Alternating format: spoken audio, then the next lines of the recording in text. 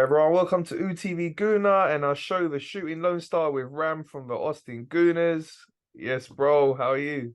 Hey man, buzzing, man. It's been a bit bittersweet because I kind of wanted our boys to I hate when we have like a big win right before an international break because you want that momentum.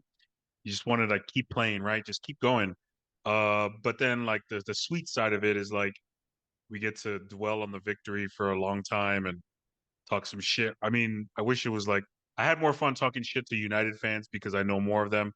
I don't know any City fans, so it hasn't been a lot of shit talking, but I can live in the moment and watch replays and just kind of bask in the glory of it a little bit. So it's been good, man, but it's only been like what 4 days in an international break and I'm already kind of ready for this whole week to kind of get over with so we can get back to it. Cause what a win, man. Yeah, bro, amazing win. Still buzzing as you say, like, wow, after waiting so long, it just felt so good. It was a long wait, 8 years, 12 losses in a row in the Premier League. So to get that win finally was massive. The confidence we're going to take from that. It was a cagey game. You could see like both teams were quite tentative. Wasn't that much attacking play, and both teams were cancelling each other out. That was a clear red card. They should have had a man sent off. That first tackle alone was a red card. I mean, Yeah. the second one's definitely a second yellow. So I don't know how the ref and VAR, I don't know what they're doing, but that was ridiculous. So, you can say our goal was deflected, bit of luck helped us with that, but they were lucky to have 11 men on the pitch. It should Mhm. have come out as early in the game. Like, it was only like halfway through the first half, wasn't it? So that would have made a big difference. And playing against 10 men, we're very likely to go on and win. So I think it was a well-deserved win. Like I said, KG tentative, there weren't that many chances, but we got the job done. We got our goal, got the win, 1-0 to the Arsenal. Really Yeah. happy. What are your thoughts on the game? Uh yeah, man. I mean, I guess I could start with that yellow card to Mateo Kovacic. Absolutely, man. I've watched the replay of the whole match like a few times, right? Not like a ton of times, but maybe like three times already. And um, yeah, I think as you say, if it's a ye- if they went to review and called it a yellow card, fine, fair enough. If they called it a red card and upheld it, cool, right? But ultimately, I think I heard somebody describe it as like a an orange card, like kind of a mix. Obviously, there's no such thing as the orange card, but one of those that could have gone either way. Like at minimum, it's a yellow card. So you accept it. You're like, all right, fine, yellow card, everything's okay. But then exact same challenge happens on Declan Rice, and it's the same challenge, and it's not any worse. It's not any weaker. It's the same exact one. What are you doing not calling it? And then another week, another game of just what are we doing here? And I don't even know if there has been an apology or just some kind of clarification, but I don't know, man. It is really upsetting because that guy could have hurt somebody. And I mean, they didn't call it, so whatever. And on in hindsight, you can say, all right, fine, they didn't call it. We beat them 11 on 11.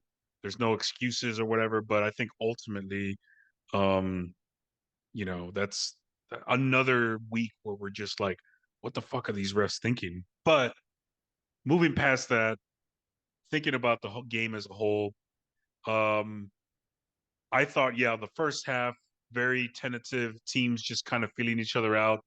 I think David Raya probably had his poorest first half. Although ironically, I think that goal he almost nearly gave up to Julian Alvarez wasn't necessarily all his fault. I think it was kind of a bad decision, bad pass by Gabriel. But I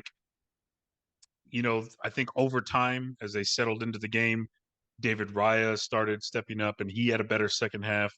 The defense had a better second half. And I think overall, um, wasn't for a neutral fan, for somebody who might not have been a fan of either team, but just wanted to see like fireworks. I'm pretty sure they were a little bit let down because it wasn't necessarily that. It was a lot of good defending, a lot of good just just head to head play, right? But like I think for fans of the Arsenal, for us, man, that was the best game, the best scenario I can think of because it was kind of just like that Community Shield, except we never had that mental mistake, right? I thought we played really well, um, and then at one point, when they scored the goal, it was just a little mistake here. And teams like Manchester City will do that to you. I mean, that's how they beat you.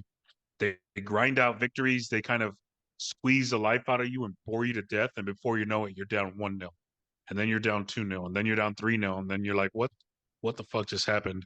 So I think we were able to beat City at City's own game. And it was just glorious to see because, we didn't have Gabriel Martinelli for the first half. We didn't have Bukayo Saka for the game. Saw Jorginho, and I was looking online and seeing like the initial responses to the lineup, and people were like, "Oh my god, like this is terrible. How are we gonna do it?" And I just thought in my head, I had this feeling in my head. I was like, I see Jorginho in there, and I was like, you know what? I'm calm. I think we're gonna be okay because overall, like, forget about the mistakes he makes, and everybody makes mistakes, but overall, what does he bring to the table when he starts? Is he brings calm, he brings like that quarterback, that sense of leadership to a team, and that's what we really needed. I mean, if we think about the games that we went against City last year, where we kind of just played our game, balls to the wall, 100%. Well, they beat us on the counterattack and they just knocked us down. So what do we need? Probably what we did is slow the game down, not necessarily park the bus, but just play a more defensive minded game and then just take our chances when we could. And I think it was just a great overall game plan. All the subs did their thing. You could say that the goal had a little bit of a stroke of luck, but I will always say, whether it's luck against me or luck for me, like you got to be in that position in the first place. So, you know, Martinelli did what I always beg our players to do is to shoot the damn ball when you're that close. Like just shoot it because something happens. You get a deflection off of somebody's face and you get a goal. You get a handball, you get a corner kick, something. So, man, yeah, it was what a game, man. And again, I've rewatched it, and again, lots of boring parts to it, but lots of good. Just if you wanted to learn about tactics and really just nerd out to football, that's like the perfect game to watch because I felt like my first initial reaction was like that was a tactical masterclass by Arteta. Like he he outcoached. Like I think we saw Pep getting outcoached. Um, and that's just a testament. I think we finally see exactly what we can do. I mean, and we're starting to see overall like how we can win different games against different opponents versus last year. I think what caught up to us is we had really one style. We had a plan A, and if it worked, it was beautiful. And if it didn't work, we might be okay. But then when it didn't work, we looked ugly. And like I think this year we've had plan A, B, and C. And like this felt like I was all like a different plan. Like we've had a different game plan every single game. And um I think it just speaks to the intelligence of our players and just like what's the evolution of our game and the evolution of the players we have that we were able to cope with the injuries that we had and the sub stepped up. Like we have a legit squad, and it was amazing to see, man. Yeah, bro, for sure. It was. I don't think City. I'm trying to think what did City really create? Didn't create much clear cut, and got to praise the whole team for that defensively. But there's a couple of players I really want to single out. I thought they absolutely bossed it. Saliba and Gabriel. We didn't see Haaland. Where was he? I didn't see Hmm. the game. You probably saw the stat with XP, Yep. zero XP for that Yeah. game and the Community Shield game. So it just shows you how strong we are defensively, and our two centre backs are immense.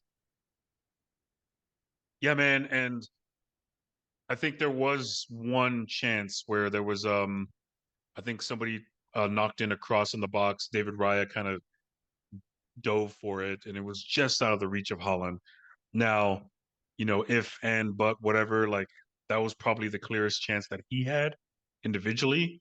But yeah, man, I think even the stats outside of XG, like I think he barely had any touches, he barely had any passes, he really didn't do anything. And I think Saliba was one on one against him, but Gabriel has to get a ton of credit for just being his like. I mean, you could just see them, man, just kind of switching off and being that centerpiece in the back, and really allowed our other players, Zinchenko and Ben White, to kind of help in the pushing the ball forward and attacking, man. And then even when we brought in Tomiyasu, like we were so solid defensively, where it was like Saliba, Gabriel, and Ben White. That I mean, even for the goal, you saw Tomiyasu racing forward towards the goal like a center forward, and he was the first one to get the ball from Thomas Partey, like off to Kai Havertz and to Gabriel, man. So yeah, man, our defensive guys bossed it. But you know who I would give it to? I think is Declan Rice, man. That man, and it's crazy because he was doing this kind of stuff at West Ham. But obviously, people are gonna talk about the price tag and have doubts and like, can he do it at a big club? But you saw that he can, and he has better players around him, more of a different type of playing style. That his traits, his skills really stand out. I mean, he was back there doing sliding tackles against our own third, and then you saw him inside the opponent's box when, like, for example, there was a play where Gabriel or no, Gabi Jesus had the ball and tried to cut inside, and he thought he drew the foul, but then you look up and you see Declan Rice like kind of saying like, "Hey man, like I'm right here, like pass me the ball." Like he was open for a shot that could have potentially been a goal for himself. So, I mean, that guy is box to box. That man is everywhere, and he is um what a player that guy is, Declan Rice. But this is the kind of game we signed him for, was to do this kind of job, man. And again, I thought I was like with Jorginho in there, like it allowed Declan Rice to do his thing and be a little bit more freer. And I felt like Jorginho was only in there because Thomas Partey isn't 100% right. He's coming back from injury. He's building up. But you saw even when he came in as a sub, like he was able to do everything that Jorginho was doing, but just that much better. So like we might not have like the perfect midfield in terms of like the position that Thomas Partey plays, but between him, Jorginho, and then maybe even someone like El Neni, or obviously you put in Declan Rice in that spot as well. We've got we've got a squad, man, and everybody is just pitching in and doing their thing. And yeah, but ultimately, yeah, our defensive. We've been really stingy overall in the season, and I think it really showed this match because a team like City to only have like 5 shots on target or 4 shots total, 1 shot on target, and they didn't have a shot for the final 40 minutes. Like that's incredible, dude. Um, or it's like 32 minutes or something like that. But that's really good. Against City, come on, man. Nobody does that to them, you know? Yeah, bro, I was really impressed. As I say, my whole team, great credit for that defending as a unit, but the two centre backs, I just thought they were so immense up against someone like Haaland, who we know he's got so many assets to his game. He's strong, fast, powerful, all around ability, and just didn't see we've shut him down twice now this season. And it's just great to see we've got such a superstar in Saliba. He's still so young. Another player I thought done really well. He was playing out of position because of Saka's injury. We put him at right wing. Gabriel Jesus, again, all over the place, playing up against his former club. He really was outstanding. The whole game, you could see the energy, and he was always trying to make something happen. Great credit to him as well. I think as time goes on, I think that's going to be his more natural position, right? Is out wide. Um, but yeah, because of injuries, because of this and that, like I thought overall, I think our weakest point was the attack. I mean, Eddie and Nketiah and Trossard didn't have their best matches, but you know what? Like even still, I thought Nketiah like worked really hard. You know, basically did everything he was asked to do. Trossard had a rough game, and then we find out later that he was kind of suffering a little bit of a knock and didn't seem too serious, but he had to come off, so he wasn't at his best. But yeah, as you said, man, Gabby Jesus was just everywhere, setting people up, just really being relentless against that Vardiol. I don't know how to say his name, but that guy's massive, and their defenders at City are massive, right? Ake, Diaz, Walker, Vardiol, and Jesus was mostly going against Ake and Vardiol, but those guys are huge. And not only was Jesus like kind of slipping around them and making them work, but he was also like bodying them up and winning headers and winning long balls and like even though we didn't get a ton of attack, he allowed us to again as the game wore on, he really helped us in gaining control of the ball and overall like City had 51% uh possession, but I think a lot of that was early on in the game, and we were able to kind of, as time went on, especially in that second half, really take control of things. And you got to give Gabby Jesus the credit for that. I just can't wait till we can see Gabby Martinelli, Gabby Jesus up top, and then Bukayo Saka at the right, man, and just see our full strength attack, our full strength midfield, and our full strength back four, man. Because the way we've been playing and who we've been playing with, like I'm just so happy, man. Like it's I don't know how else to express it, man. That was amazing. It's a good win for us. It was a watershed moment, as they say. Yeah, for sure, bro. And you mentioned Declan Rice and his outstanding performance. People were saying we paid too much for him. No, we didn't. He's worth every penny. That's the price he was in the market. We wanted him. We paid the money, got him, and we're seeing the difference he's making. Hell yeah, man. And like he was certainly well, how can I say it? Like he was certainly just another calming force along with Jorginho in the midfield. Like and also just one of those forces like, all right, like if things weren't going our way, he kind of went in there and made something happen. Like kind of you see it with like someone like Martin Odegaard, especially in the press. You can see like he's the one that leads it and kind of steps makes people like follow his lead by example. Like he's sometimes you can see us like taking it easy in the press, and when we want to step it up, he's the one that kind of lead that. And I feel like Declan Rice does that, but for more in the midfield and the defensive end. Like there was a couple times where we were struggling to knock. It was early in the game. I remember it very distinctly. Um, City had the ball and we're kind of knocking it into our box, and we weren't. We were trying to get it out. We tried to clear it a couple times, and then we took the ball away. And then as we tried to dribble away, like City took it away back from us, and then the City player was kind of like looking to pass it off to somebody in the midfield. I think it was Bernardo Silva, and Declan Rice just read that pass like he telegraphed it, man. And so he just sprinted right in front of the Bernardo Silva, took the ball away, passed it to Odegaard. Odegaard was able to kind of take it into their final third. So he's just that like he just makes those plays that like borrow a term, a hockey assist, right? Like not the assist right before the goal, but the assist right before the assist that gets the goal. So Declan Rice is the one that does the assist before the assist that gets the goal. So like he is just like we've got everything. Like we've got a what is it? Just a cornerstone in each part of the pitch. And Declan Rice, man, has really stepped up to be that guy for us, man. And it's just beautiful to watch. Yeah, for sure, bro.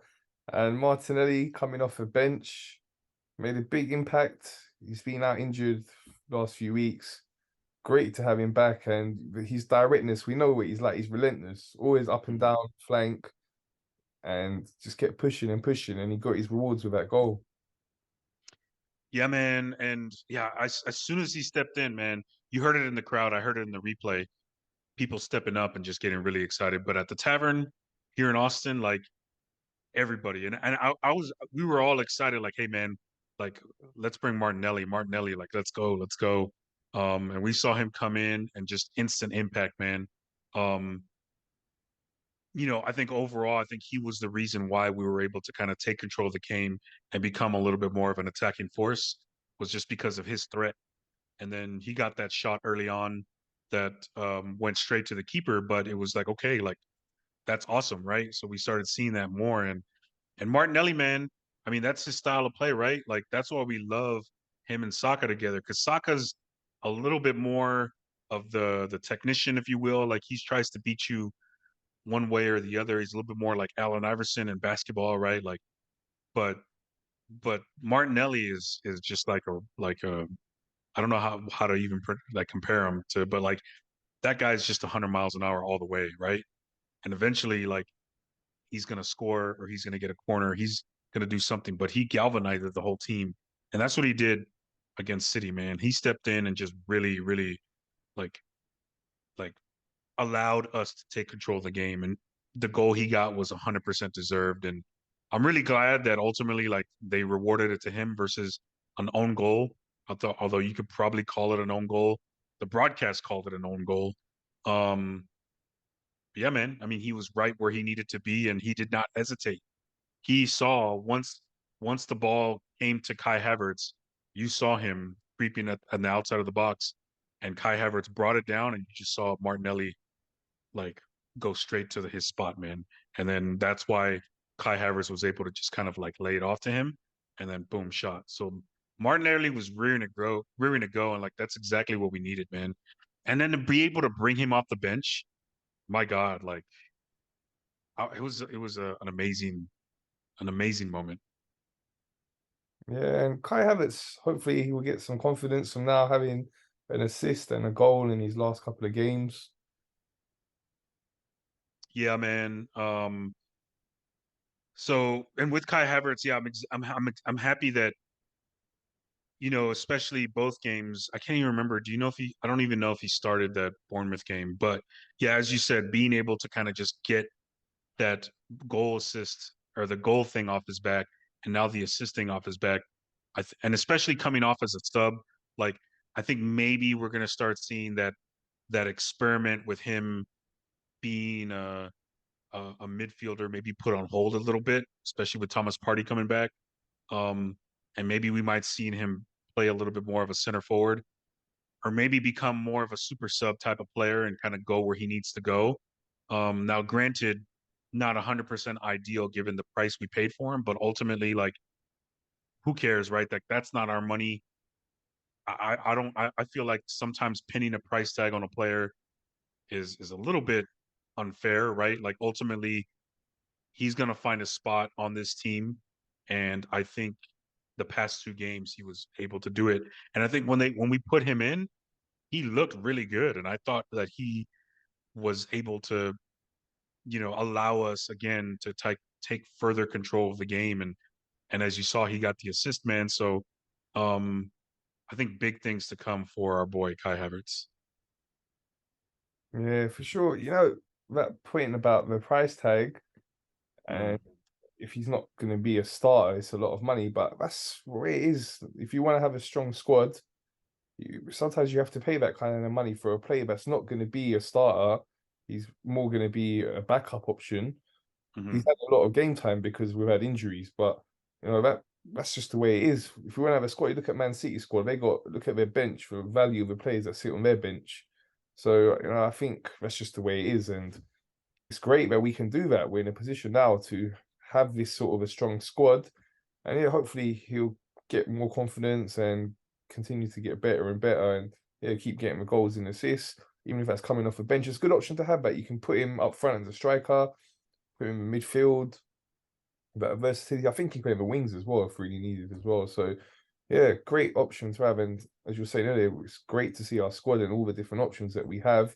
Now, just looking ahead a little bit, hopefully everyone's going to be fit after the international break, and then we can play our best midfield, in my opinion.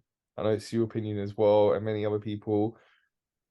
That midfield with Partey in the holding midfield role, Declan Rice on the left side, that Xhaka role that was Xhaka was doing last season, and then Odegaard on the right. And then up top, Gabriel Jesus on the left, Martinelli on the right, Saka. Yeah, man. I mean, that's what, I don't even know if we even saw that in preseason. Maybe we did a little bit, but like that's ultimately what the plan is, right? Like, and maybe, I think maybe part of Thomas Partey playing like right back was because we wanted to fit in Kai Havertz a little bit. But yeah, I think that needs to be shelved a little bit because what it looks like, what our ideal setup is yeah, Thomas Partey out there, Declan Rice, Odegaard, like yeah, we look so good, man. And I mean, again, we're gonna have five subs. Everybody's gonna get a chance to play. I think Kai Havertz against weaker opponents can play alongside Rice, as those, and they can be those two midfielders.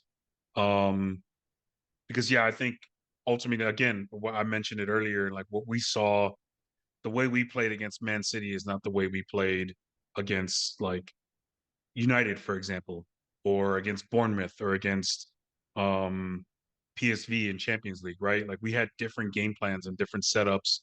But that's the luxury when you have so many good quality players. Even though you're sitting on the bench and everybody's fighting, like we can do different things. Um, like a term I heard in one of the podcasts I listened to was like different horses for different courses, right? Like, we're not gonna, the way we played City is not, it's maybe a sign of things to come and how we start playing some of these games, maybe against like a Liverpool or against a Newcastle, right? But like, you know, that's a game plan for a certain type of team. And then the game plans we play against weaker opponents, for example, like Bournemouth, we're gonna do something different and we're gonna be more forward front thinking a little bit. So um yeah, it's really exciting to see I guess again the evolution of this team from what we used to do last year, where it was just like you can already count on what we're going to look like, how we're going to play, and who's going to be playing. And this one, granted, partly due to like a lot of little random injuries here and there, but over time, like they're going to get healthy, and then we're going to start, I think, seeing a different type of Arsenal team, which is good. I mean, we need to be different. We can't just stick. We can't just be thinking like, oh, last year was so great, why can't we do what we did last year? Like we have to continue evolving because teams have adapted to us, and like we've struggled a little bit, but again we've won all but one game, so we're doing something right. We're being real stingy on defense, and I think it's just beautiful to see, man. And I'm really excited to kind of see how we build off of this victory, um, in the next few games, and consequently the rest of the season. Another thing I wanted to ask you is about David Raya in goal. Hmm. Last week's show, you were saying you feel like he's been given his opportunity and Ramsdale should come back in. He did look a little bit shaky, especially in that first half. As the game got wore on, like he seemed to get better and better, but his distribution was a little bit worrying a couple of times. That one where he got closed down by Alvarez, I think it was, and it nearly went into our goal. That was a big worry, obviously. But you know, it's still, I think, what he's had 5 games now, five, 5 or 6 now, I think it is. So Yeah. still early for him, and we know that he's not used to these sort of occasions playing for a team like Brentford. No disrespect to them, but they're not playing in these sort of high-profile games. Games in the Champions League, the North London derby he just played in, this game against Man City, huge game. So yeah, he needs a bit of time to adjust dealing with these sort of occasions. But what's your thoughts on the goalkeeper situation now after that performance as well? Um, well, yeah, I mean, the first half was, I thought, really bad, and then the second half I thought was really good. Like you saw him settle in a little bit, and even Arteta stepped in at the post game and said like he was doing what he was doing because I told him to do it, right? Like it wasn't like he was nervous or unsettled. Like there was a plan and he executed the plan. Now, how well he executed it in the first half probably, leaves something to be desired and we got to fix it. But, I thought he recovered well. Um, and yeah, man, as much as I love Ramsdale, I think Raya, I think it's his job to lose, right? So I think right now he's the clear number one. I think especially given the comments that Arteta said at halftime. Um, yeah, we might see Ramsdale in maybe in a couple of the Champions League games, the League Cups, and all that kind of stuff. But I think Raya has slowly crept into becoming the guy who's going to be going to be our guy. Okay. Just to finish, we're going to discuss with you your thoughts overall on some of the key games from last weekend. So we saw Man United come back in injury time after being 1-0 down to Brentford. It was looking like it was going to be three straight home losses for them against teams they're expected to beat. They lost to Crystal Palace and Galatasaray, nearly lost to Brentford. They managed to come back in injury time with two late goals. The keeper there for Brentford could have done better. Talking about Raya, he's Hmm. was their keeper there. One they've got replacing him. He could have done better than goals. I mean, also the Liverpool Brighton game saw Uh, that yeah. Liverpool was were held to a draw in that one, and Brighton, we know how strong a team they are. They are a very good team. So Liverpool dropped a couple of points there. Tottenham did manage to win. It was looking a bit tricky for them. At one stage, we were going down 10 men, but they managed to grind out a win. What were your thoughts overall? Yeah, I think Tottenham got um, lucky in a sense that Luton Town is terrible, and I woke up at 6:30 in the morning to watch that match. And a team with better strikers, better attacking players, would have made Tottenham pay. But credit to Tottenham, they stuck it out and ended up winning. I thought United, even though they won, they were on the brink of death, man. And like I think it was just Brentford being poor and Brentford losing the game more than United winning. So I don't think, United is out of the woods just yet in terms of um I guess their overall outlook. The Brighton and Liverpool match, I can't say too much about it. That's still one game that I have like on my docket to watch, like, while I'm doing other stuff. But from what I read and the highlights I saw, it was really evenly matched. And you gotta like kind of start worrying a little bit more about Brighton. Like they're a really good team and they're playing teams like I feel like Liverpool has been dangerous to a certain point and Brighton went toe to toe with them. And that I'm anxious to watch that game because it seems like it was a very even keeled match. And then another one, the one that I did watch that I'll kind of bring up is West Ham and Newcastle. That was a fun one, back and forth, really good play from both teams. So I just think overall, it would have been a really, really bad week to lose a game. Obviously, we didn't. So I think everybody winning kind of picked the pressure up, I think, as a fan, and I'm sure the players knew scores, right? But like made that game all that more important. So it just made it much sweeter when we won because everybody else won. And so it's like, it's a big log jam, but I mean that's what part of makes this league very fun. Yeah, for sure, bro. Liverpool have been looking good so far this season. They look a bit defensively shaky, but it was good to see them drop points. Not worried about Man United. They're really struggling. Chelsea as well. They've picked up, had a couple of wins. But against teams they should be beating, Burnley and Fulham. We've got them coming up in a couple of weeks. Confident we'll go there and get the win. Tottenham as well. I think they've had a lot of luck in recent time. That's going to run out, so not worried. Still, the team to beat is Man City. We know that. I saw a stat. Last time they lost two games in the Premier League back to back was back in 2018. After Hmm. that happened, they went on a run of winning 18 of the next 19 games. Yeah, So I saw that stat. Yeah. we're an incredible team. So yeah, it's great we got this win. We're gonna take a lot of confidence from it, and we just got to keep pushing and yeah, take the fight to City.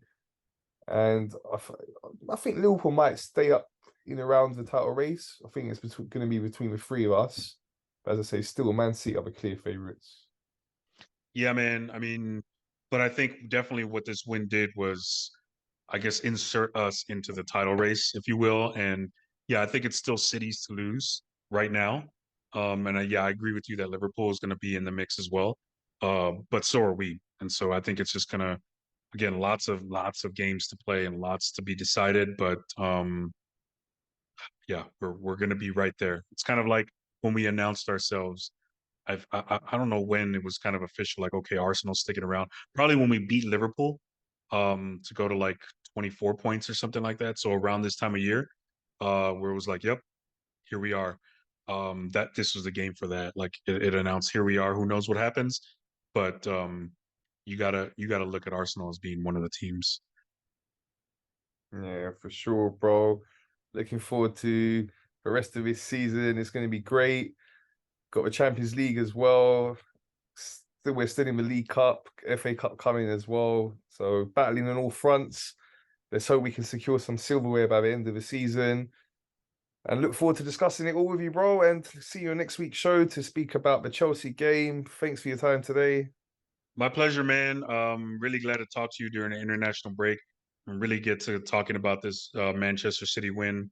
Gonna probably end up watching it again one more time from now until we talk again about Chelsea. Um, just again, there's so many good pockets, man, of play. Yeah, and I think the biggest thing that we can draw from, I think, the first section of the season, and particularly in that Manchester City game, was we may not have been able to put out our full squad 100% like the dream lineup yet, but we were able to win a game without Bukayo Saka, without Gabriel Martinelli starting. We are able to bring Martinelli off the bench. We are able to bring three really good players off the bench, um, as well as rotate, in the midfield. We've got two really good goalkeepers. So I think the Manchester City game, I think hopefully this becomes one of the games that galvanizes not only this team, but I think this fan base into starting to believe a little bit more in, even though I feel like as great of a season as we had last year, there's still some doubt, there's still some I guess hesitation to really get our hopes up this year because we haven't had the same start, right? The same exciting start out of the gate. We've kind of stumbled a little bit, but we've won every single game except for one. Um, we're in the thick of it in the Champions League. Um, we're in second place, top, tied with Tottenham at top of the table. Um, so I think the game against Manchester City really shows uh, where we where we are and sort of where we want to be. Again, having different game plans, different lineups for different opponents. Um, and even though we haven't looked our best, it's okay because we just beat Manchester City. So hopefully we can build upon this as a fan base and just kind of again continue to put faith in our coaching staff and that the players that they're gonna figure it out. But also, as fans, just to kind of I think appreciate the moment a little bit more and just say like, hey man, like it, last year was last year and that was great, but like this is something else and we have to like back our boys. We have to just have some faith. Um, because I think that's going to transmit to the players, and I think the players are going to start showing it as well. Because I'll start over on that. I think the players have been showing that. We haven't looked as great. We've kind of struggled, but you know what? We're still playing up until the very end. We score a lot of late goals, and we're a team that's together and that believes. So that's all we really need, man. Ultimately, like we can't control any of that. We just got to go out there and support the boys, and the boys they just got to go out there and play the games, man, with what we have. Like we can't worry about like who's injured, who's not. Like it's who we have in the starting lineup, and they're gonna have to do the job. And I think more and more of the bench is starting to believe that they can truly contribute and truly be a part of something bigger. Yeah, for sure, bro. Mentioning injured players, you know how unlucky we were with the start of the season, very first game. Our new signing Timber getting injured. We've got him to come back in when he recovers from his long-term injury. He looked really good. Definitely the squad depth's a lot better. You know, people are saying with the start we had, we're not been looking as good as last year. Maybe we've not improved. We for sure have improved the squad. We know that. We've seen the players we brought in: Declan Rice, Timber, Havertz as well. He's a world class player. He's not been at his best yet, but he needs a bit of time. He's starting to contribute as well. But definitely, I was saying this last season to you as well. We were discussing that towards the end when we just lost out on the title, and we're like, the future's bright. We've got a very young team. We're going to add to it in the transfer market, and we're going to get better and better. And you can't play great all the time. We saw Man City last season. They started not too great, and they ended up winning the treble by the end of the season. And people were mentioning as well that Pep was like experimenting and doing a lot of rotation, and we've seen that's what Arteta's been doing with us. And even though it's not been the most fluent start in terms of football, I'm saying to you, we've not really put together a full 90 minutes in the Premier League until that Bournemouth game, where we were great for the whole game. We played well in patches for other games, but not full 90 minutes. So, it's a building process. We're building to that. We're now looking like we've got the preferred midfield all fit. Odegaard, Partey, and Rice up front. Jesus, he was injured at the start of the season. He's back in there now. Martinelli's back. Saka should be back for that Chelsea game as well. So, as you said, the backup options we got, they're contributing. Tommy Yasu's brilliant as well. Like, big shout out to him. He's had issues with injuries, but since he's come back in, whatever he's been asked to do, playing at centre back against Brentford, he was outstanding. So he's been doing brilliant. So yeah, bro, future is really bright for us. Obviously we're having to compete with a team like Man City, so the standards are high, like Yeah, really high. And that does put pressure on. But we are a great team, and we're just going to continue to get better. And we want to now be not just compete with City, we want to overtake them and go on and beat them and win the Premier League. And let's hope we can do that this season. 100%, man. And it's gonna be fun to see it, like see us try, right? Like, I think this was much needed, and you can't really like judge in the moment. Yes, it's a big deal, but over time we'll really see what this Manchester City win or this win against Manchester City win does for this squad. Um, right now, I think it's going to do wonders and put a lot of belief in these players and a lot of belief in the fans. Um, that And Mikel we Arteta, for and Mikel Mikel Arteta too. Yeah, Yeah, yeah. for him, it's he still talk about the master and the student. He was Pep's assistant. He learned a lot of Pep. Not beating him in the Premier League for all the time that he's been here with us. So to finally beat him now in the Premier League, he's had some great wins. The FA Cup was a great win, the Community Shield as well. But to do it in the Premier League now as well, so that's going to give Arteta confidence as well. And he's still a young manager, so he's going to get more and more confidence, better and better with his judgment calls. Some people complain sometimes about his substitutions, but that comes down to experience as well. He'll get better and better at that. The tactics, we can see we have many, you were saying earlier, we have different styles of playing. That's what we've been working on as well, adapting our game plan, having plan A, B, C, and it's all going really well. And just got to trust the process, as Mikel says, trust the process. Yep. So we'll see what happens, man. I'm pretty confident we'll make it happen. Yeah, bro. Me too, man. Looking forward to it. So that's all from us. Thanks for watching, everyone. Please remember to subscribe, like, and share.